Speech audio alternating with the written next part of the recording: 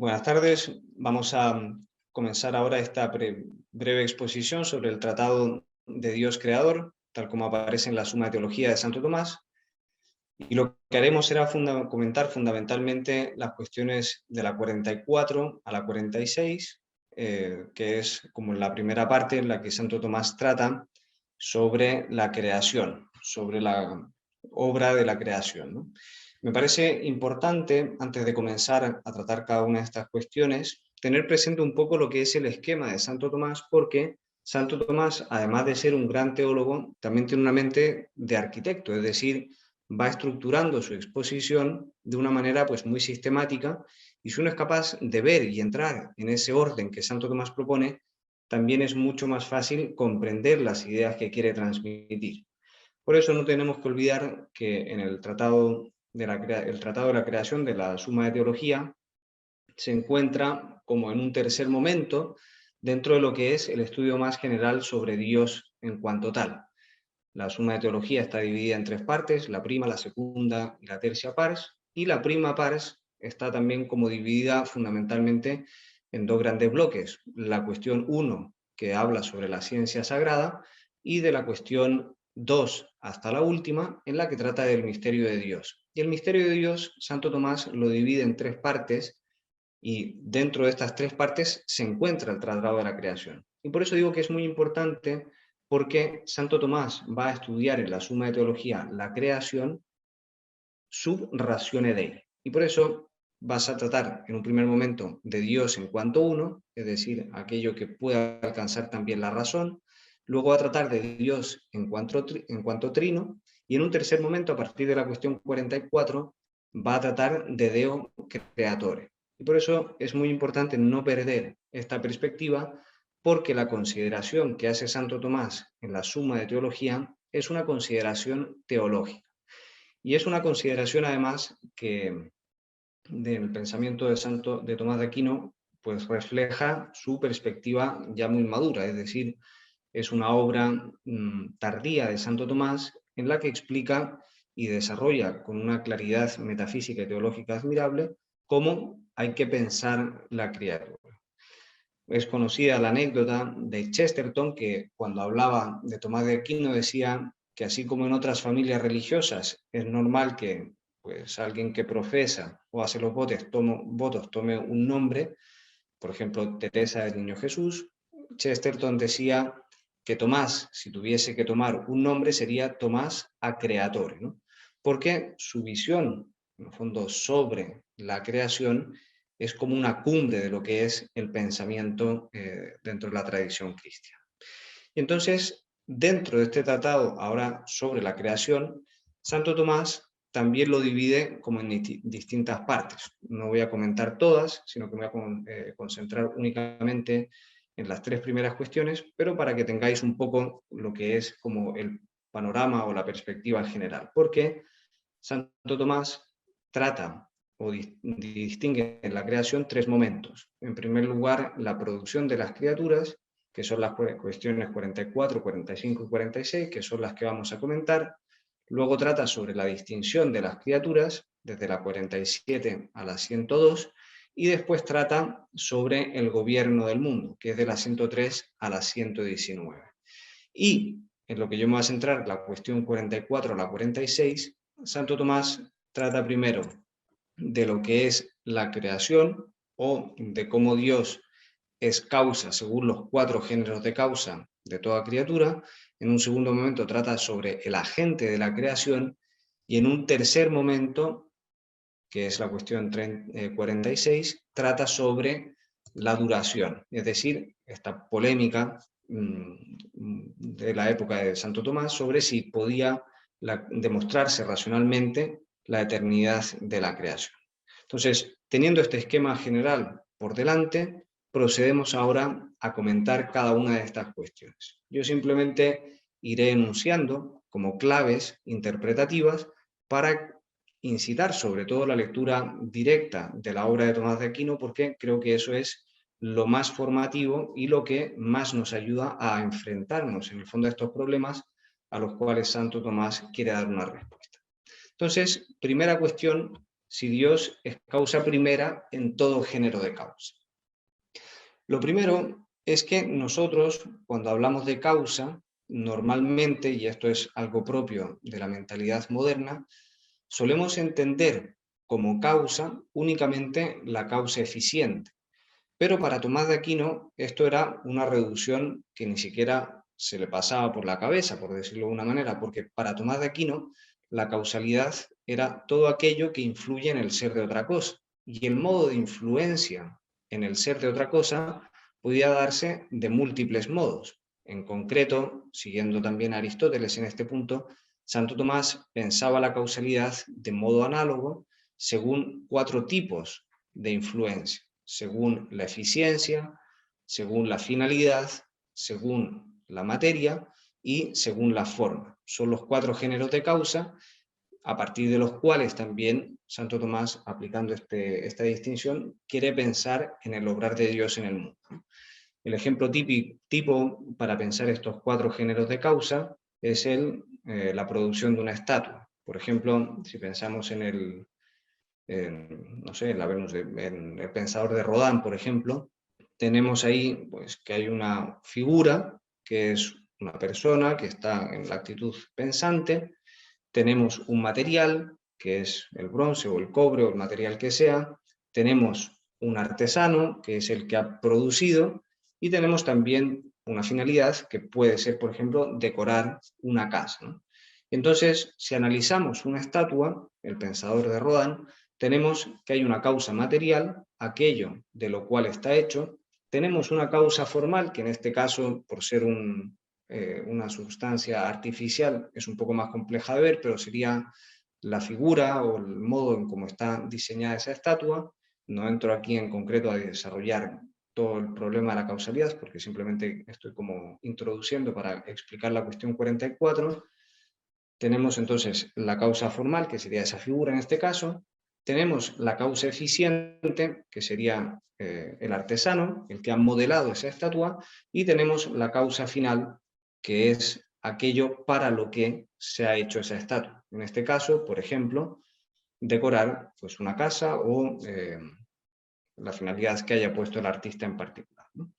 Y entonces, en la cuestión 44, que de hecho es una cuestión que se divide en 4 artículos y cada artículo está queriendo analizar uno de estos tipos de causa, pero aplicado a Dios, Tomás de Aquino va a demostrar que Dios es primero en cada uno de estos géneros de causa, haciendo abstracción, obviamente, el problema de la causa material. Pero Dios es primero en todo género de causa. Y lo primero que pregunta, ya digo, son 4 artículos. En el artículo primero es si Dios es primera causa eficiente.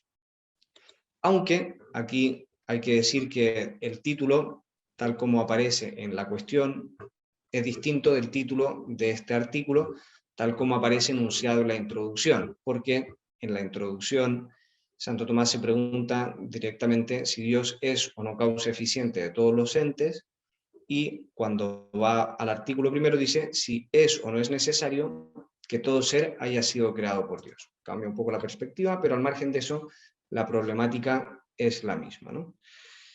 Y por eso, en este artículo, Santo Tomás va a mostrar que Dios es causa última eficiente de todo. Y aquí tomando, en el fondo que está hablando de la creación, pero tomado en sentido amplio. Es decir, todo, en último término, tiene a Dios como causa eficiente. Y la argumentación que utiliza, y ya digo, yo voy a ir como enunciando cada uno de los puntos, pero el desarrollo podría ser muchísimo más largo. La argumentación que utiliza fundamentalmente es una conjugación entre la causalidad de lo máximo con la idea de la participación, ¿no?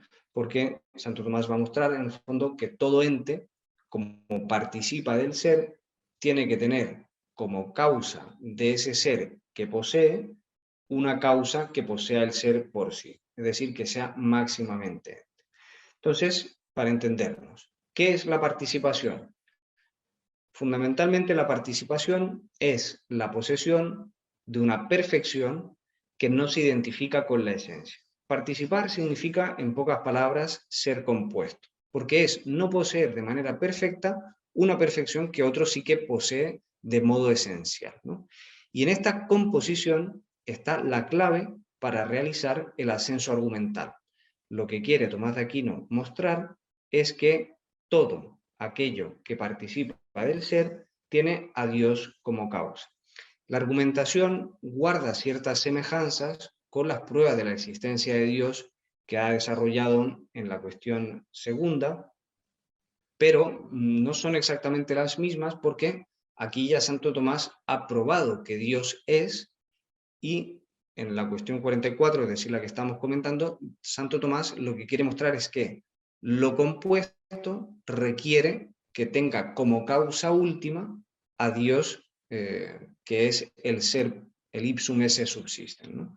Entonces, la clave argumental está en caer en la cuenta de lo que es la participación y de cómo la participación implica en el ente finito, pues que éste es compuesto.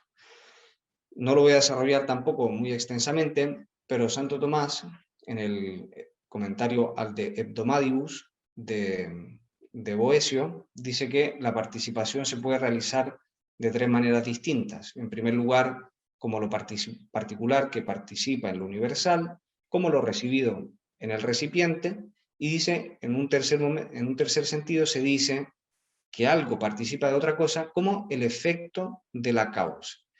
Y este es el modo de participación con el que Santo Tomás va a explicar esta dependencia respecto a Dios de toda criatura. ¿Por qué? Porque la criatura, aunque no se defina en cuanto efecto, es constitutivamente y siempre efecto de una causalidad trascendente.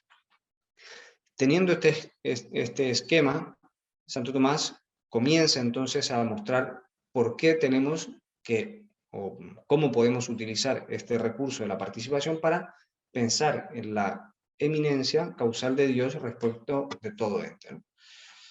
Y el principio del argumento comienza Santo Tomás tomándolo de las perfecciones trascendentales y más radicalmente del ser. Es decir, lo que está pensando son perfecciones que de suyo dicen razón de acto. Y en concreto está pensando en que toda criatura posee el ser, pero no se identifica con el ser. Es decir, todo ente finito, por el hecho de ser finito, se implica que su esencia no es su ser, porque la esencia dice razón de límite y el ser de suyo dice razón de acto. Por tanto, si tenemos un ente que es compuesto y es participado, entonces, que es compuesto y por tanto participado, entonces necesariamente vamos a tener que recurrir a algo distinto de este ente que justifique la posesión de esa propiedad. Esto es también el principio de causalidad, en el fondo que utiliza Santo Tomás. Todo aquello que es compuesto requiere una causa, por la sencilla razón de que aquello que es compuesto no se basta a sí mismo para explicarse. Y por eso Santo Tomás, en el fondo, lo que viene a decir es que en el ente creado, como el ser no está poseído esencialmente, es decir, el ser no lo tiene un ente finito en razón de su esencia, entonces, dice Santo Tomás, necesariamente ese ser tiene que estar causado. El ser en la criatura nunca puede formar parte de la esencia porque es una propiedad que no pasa a formar razón de la esencia. Es decir, una esencia tiene su razón propia, pero en esa razón propia nunca se incluye el ser. Y por eso el ser en su propia razón es un efecto, es decir, solo puede ser efecto de una causa. Y además, y esto no lo desarrolla aquí Santo Tomás, sino que lo va a desarrollar más extensamente en la cuestión 104, además, solo puede ser en cuanto efecto, es decir, en cuanto es simultáneo con la causa. Pero aquí a Santo Tomás le basta simplemente con mostrar que aquello que es y que es limitado, necesariamente tiene que tener como causa última aquello que es por esencia. Y por lo mismo, si tenemos un ente finito, Santo Tomás puede concluir que todo ente finito requiere, en último término, como causa eficiente primera, a Dios, que es el ipsum esse subsistens, ¿no? Eso era lo que quería demostrar y Santo Tomás lo argumenta pues, de una manera muy sistemática. Pero, y aquí hay dos puntos que conviene precisar, que son unas respuestas a las objeciones, es que aunque el ente finito exija siempre una causa, Santo Tomás dice, y es como muy preciso en este punto, y por eso digo que su metafísica de la creación es muy luminosa, porque nos permite pensar todo lo que es la realidad de una manera orgánica.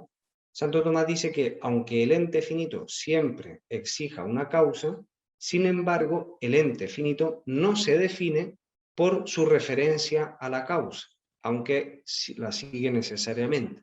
Es decir, la criatura no se define por su referencia al creador, aunque solo la criatura puede ser en cuanto dependiente del creador. Y esto es muy importante porque nos evita pensar, en el fondo, que la criatura, para que tenga consistencia, la tenga que referir al creador.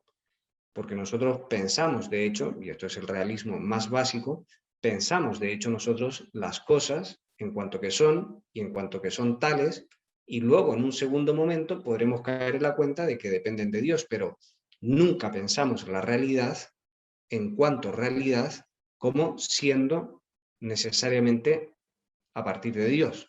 Eso es un segundo momento, aunque sea necesario.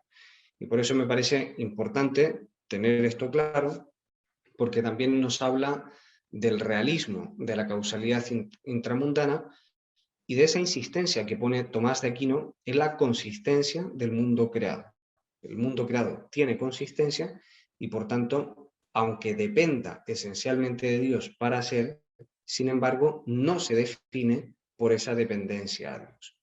Y el segundo punto que también conviene tener presente, que aparecerá luego más claramente desarrollado en la cuestión 104, cuando trata sobre el gobierno divino y sobre la conservación del universo, es que esta necesaria dependencia tenemos que aplicarla no solo a los entes contingentes y caducos que vemos en el mundo, para Santo Tomás, sublunar, es decir, para todo aquello que se mueve, sino que para Santo Tomás esta necesaria dependencia incluso se refiere o se aplica a aquellos entes que existen necesariamente, como pueden ser los ángeles o en la cosmología de Santo Tomás también los cuerpos celestes. Es decir, un ente necesario, por ser finito, implica también ser causal. Muy bien, pues tenemos ya ese primer comentario o primera aproximación al artículo 1 de la cuestión 44. Pasamos al artículo segundo, que es sobre la materia prima.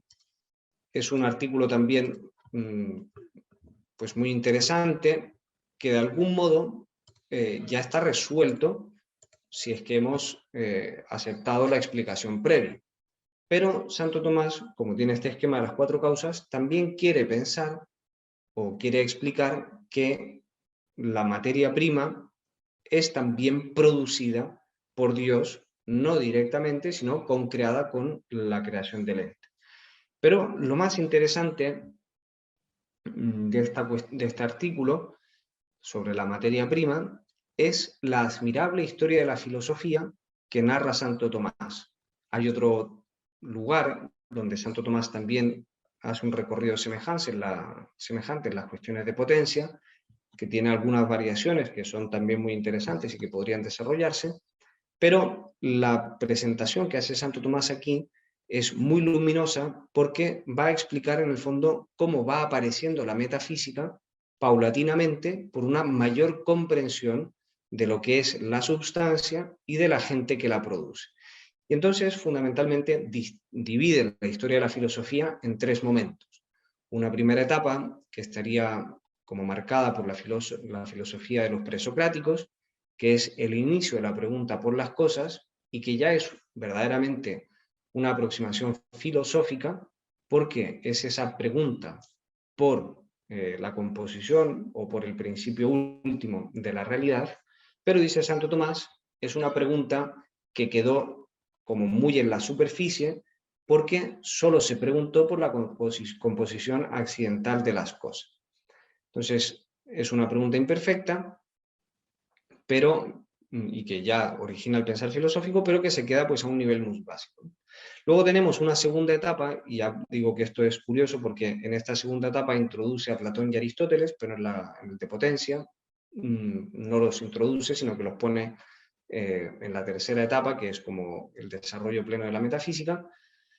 Pero en esta segunda etapa ya aparece un progreso, aunque es una etapa que sigue prisionera del condicionante de donde surge la pregunta, porque es una pregunta particular. No es una pregunta por el ente en cuanto tal, sino por este ente que es el ente mod, o el ente que se corrompe. Y luego pone Santo Tomás una tercera etapa en la cual dice que algunos se elevaron a considerar las cosas como más profundamente y llegaron a pensar el ente en cuanto tal. Y esta elevación metafísica supone preguntarse universalmente por la causa última de la composición radical, que es esencia y ser. En la primera etapa era la sustancia y accidente, en la segunda podía ser materia y forma, lo que fuera, y en la tercera ya es la pregunta por el ente en cuanto tal y cuál es su causa. Y aquí Santo Tomás dice, en el fondo, que Dios es causa primera y radical incluso de la materia, porque es causa de toda la sustancia. No causa la materia prima como si la materia prima fuese algo subsistente, sino que causa toda la sustancia, y esa sustancia, cuando es material, implica también la concreación de su materia, que es materia prima si la consideramos en su nivel de pura potencialidad. Este artículo, ya digo, además es muy interesante por este desarrollo histórico que presenta y las implicaciones que va a tener luego, porque ya esto nos da una primera aproximación de lo que entiende Santo Tomás formalmente como creación, que es producción del ente o de la substancia totalmente. Es decir, es una causación que no tiene un sujeto previo, sino que es poner al ente a partir de la nada. Luego viene el tercer artículo, que es sobre la causa ejemplar, y está en línea con lo dicho anteriormente.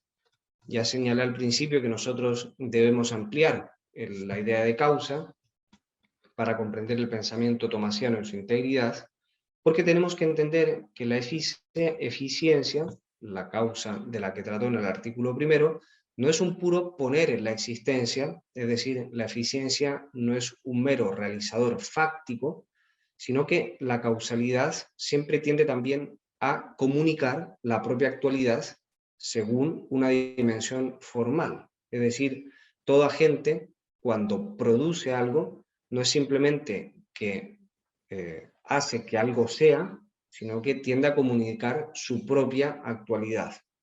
La eficiencia supone finalidad y por lo mismo va también de la mano la producción eficiente de la causalidad ejemplar o de la causalidad formal en cuanto a comunicación de una forma.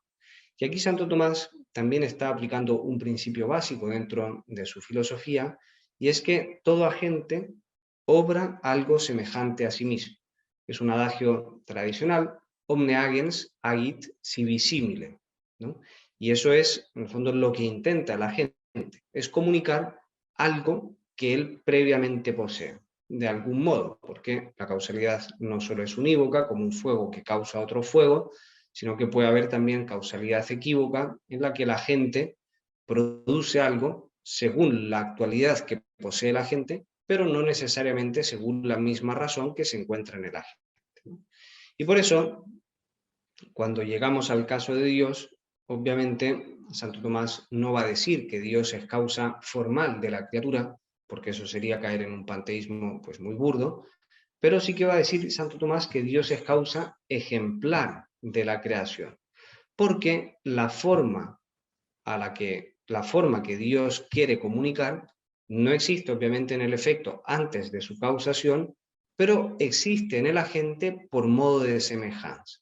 Y esto es lo que decimos, o esto es a lo que se refiere Santo Tomás cuando dice que Dios es causa ejemplar de la creación. Es decir, Dios es causa de tal manera que la forma de lo que quiere producir la tiene como conocida, y a partir de eso que conoce es cómo va a producir o causar algo distinto de sí.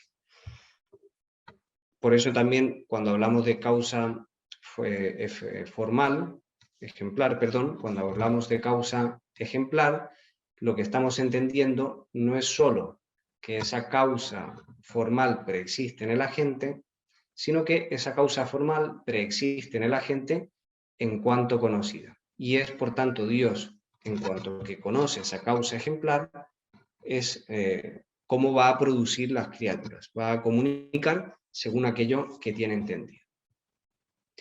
De esta ejemplaridad se siguen dos cosas también muy importantes, que simplemente las enuncio, pero que conviene tener presentes. En primer lugar, como todo se ha producido conforme a aquello que Dios entiende, es decir, todo se ha producido según razón, de aquí se sigue que el universo es inteligible y Dios es la fuente última de toda inteligibilidad.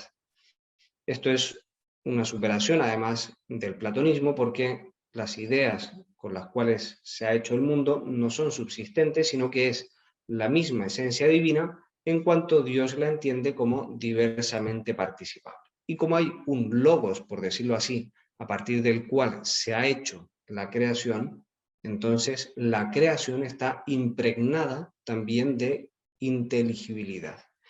Y además, no solo el universo es inteligible, sino que también nosotros tenemos que, por esta producción según razón, el universo no se ha producido necesariamente. Santo Tomás es muy claro cuando habla contra el emanatismo, por ejemplo, musulmán, de Avicena, por ejemplo. Santo Tomás es muy claro diciendo que no hay una producción del universo necesaria, porque la creación es una obra de entendimiento y voluntad. Y por eso, al introducir esta ejemplaridad, Santo Tomás también es capaz como de superar el escollo de lo que podría ser una producción natural. Así como el árbol produce siempre, pues un manzano produce manzanas porque esa es su ordenación a la operación. Sin embargo, Santo Tomás dice, cuando se introduce el principio intelectivo, aparece también la producción no necesaria, porque el agente racional o el agente intelectual no está determinado a algo uno. Y de ese modo, como Dios causa según lo que es, según lo que ha concebido, pues entonces dice también, Dios queda libre frente a la producción o no de la creación. Y por último, llegamos a Dios como causa final, y también va a decir que Dios es primero en este género de causa. El principio clave es también el que anunciamos previamente, omne agens ait sibi simile. El agente intenta comunicar lo que posee, porque el fin del agente es el mismo que el del paciente, aunque de diverso modo. Y por tanto, la criatura, por tanto, el creador, cuando intenta crear, o mejor, el creador intenta producir algo porque intenta comunicar la perfección. No es como la criatura que cuando comunica o actúa, intenta también adquirir algo. Dios, como es primer agente, solo intenta comunicar, no porque esté necesitado de ello, sino por amor de su bondad. Dios crea para manifestar su gloria. Y por eso, como Dios obra por su propia bondad y no por egoísmo, lo que intenta Dios al crear es que las criaturas se asimilen a Él. Y por eso Dios es también fin de toda criatura. Lo que Dios quiere es que las cosas sean para que alcancen la semejanza divina. No por egoísmo, sino porque es el modo como tienen las cosas de alcanzar su perfección. Por eso, cada criatura, al buscar su propia perfección, y no hablamos de modo abstracto, sino que en concreto, o sea, cada criatura al buscar su propia perfección, busca la asimilación de la bondad divina. Y ojo, que esta asimilación también, tal como está tratada por Santo Tomás, no es solo una asimilación individual, sino que es una asimilación también según el todo. Es decir, el universo entero ha sido creado por Dios para que como conjunto o como totalidad alcance su plenitud, que es como totalidad asimilarse o asemejarse al bien divino. Por eso el cosmos entero también está expectante, por decirlo de una manera, de un descanso escatológico, ¿no? Simplemente, para acabar lo que es esta presentación, voy a leer la última, respuesta a la última objeción de este último artículo, porque también nos muestra cómo Santo Tomás va procediendo muy ordenadamente y como que resume lo que ha sido su exposición con una única respuesta explicando estos 4 géneros de causa. Dice Santo Tomás: a lo cuarto hay que decir, como quiera que Dios es la causa eficiente, ejemplar y final de todas las cosas, y la materia procede de él, es decir, ha tratado sobre los 4 géneros de causa, se sigue que realmente hay un solo primer principio de todas las cosas. Sin embargo, nada impide que en él se estudien cosas bajo diversos aspectos según el orden que se dé en nuestro modo de entender. Dios es, primero, según los 4 géneros de causa, porque es el primero en cuanto que él funda todas las cosas. Muy bien, pues hemos explicado así, o intentado introducir más bien la cuestión 44, pues os animo verdaderamente a leerla, porque es lo que da más fruto, y ya en un siguiente vídeo vamos a comentar la cuestión 45 y la 46. Muchas gracias.